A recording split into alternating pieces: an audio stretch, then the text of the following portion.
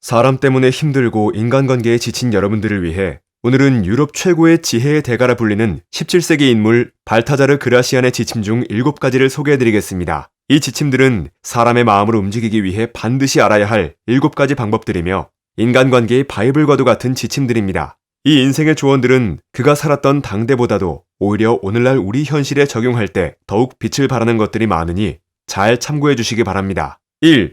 고마운 사람보다 필요한 사람이 되어라. 상대방이 나에게 고마워하기보다 기대하고 의지하게 만드는 것이 좋습니다. 지혜로운 사람은 고마운 존재가 아니라 어떻게 하면 내가 남들에게 필요한 존재가 될까 생각하고 고민합니다. 감사의 마음은 순간적이며 곧 사라지지만 기대감은 오랫동안 기억되고 유지되기 때문입니다. 길을 가던 목마른 사람은 누군가에게 도움을 받아 물로 목을 축이고 나면 이내 자기 갈 길을 가버리게 됩니다. 물을 얻었다는 감사의 마음은 순간뿐입니다. 그래서는 사람의 마음을 얻을 수 없습니다. 계속 의지하고 기대감을 줄 수 있는 사람이 되어야 예의도 존경도 받을 수 있습니다. 2. 잠재적인 적에게 오히려 호의를 베풀어라. 만약 나에게 악의를 가진 사람이 나타나 매번 나를 골탕 먹일 일을 꾸미고 있다고 해봅시다. 어떻게 해야 할까요? 눈에는 눈이라는 식으로 상대방의 악의를 그대로 갚아주는 것은 누구나 할 수 있는 하수의 행동입니다. 하지만 잠재적인 적을 신복으로 만들거나 자신의 평판을 해치는 사람을 자신을 옹호하는 사람으로 바꾸는 것은 상대를 꿰뚫어보는 통찰력과 인내 없이는 불가능한 일입니다.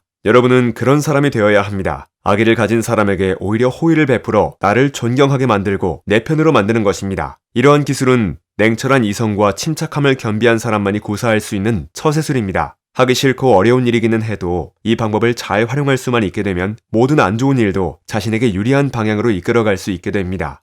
3. 때로는 어리석은 척 할 줄도 알아야 한다. 다른 사람의 호감을 얻기 위해서는 적절히 어리석은 척 할 줄도 알아야 합니다. 이것은 겉으로는 무지한 것처럼 보여도 실제로는 매우 현명한 사람들이 하는 기술입니다. 상황에 따라 상대방이 알아듣는 언어로 말함으로써 사람의 마음을 얻을 수 있는 것입니다. 어리석은 사람과 어울릴 때는 어리석은 척하고 미친 사람과 어울릴 때는 미친 척하는 것입니다. 그렇지 않고 어디서든 잘난 체만 하고 어리석은 척하지 않는 사람은 오히려 헛똑똑이고 어리석은 사람이라 점점 더 위험한 처지에 빠지게 될 가능성이 큽니다. 4. 상대의 욕망을 이용하라. 사람들은 누구나 자신만의 신념, 자신만의 욕망이 있습니다. 경제적 이익을 욕망으로 삼는 사람이 있고 좋은 평판을 욕망으로 삼는 사람이 있습니다. 먹고 마시고 즐기는 것을 욕망으로 삼는 사람도 있습니다. 여기서 중요한 것은 사람의 마음을 얻기 위해서는 그 사람을 움직이게 만드는 욕망이 무엇인지 알아내는 것입니다. 사람들을 움직이게 하는 가장 중요한 동기인 욕망을 이용하면 누구든 자신의 의지대로 그들을 움직일 수 있습니다. 보통 이런 동기는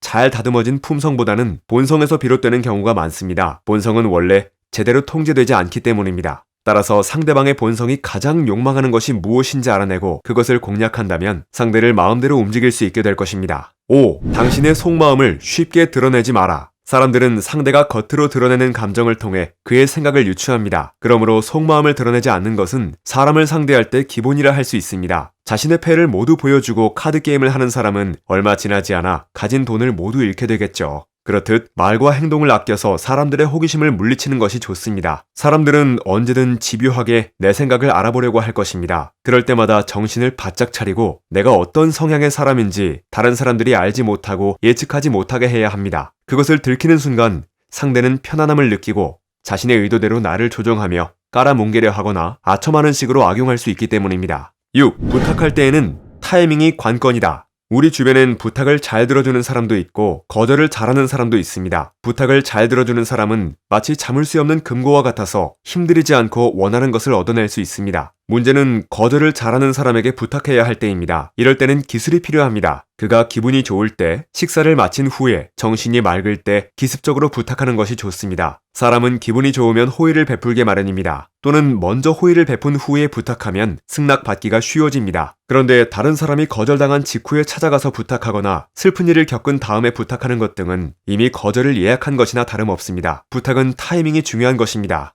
7.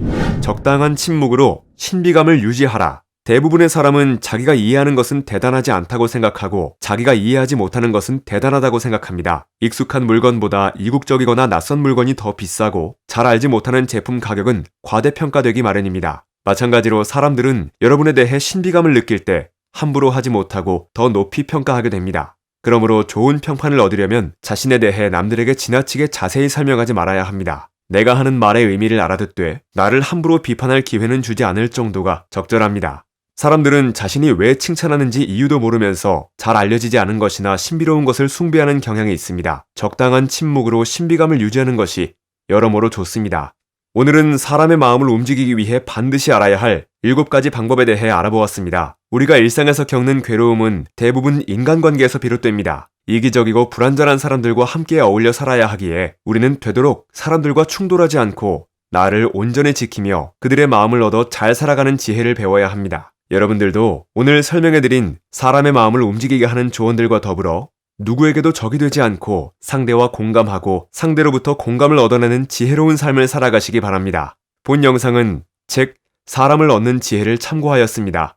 책갈피였습니다. 당신의 성공과 행복을 응원합니다.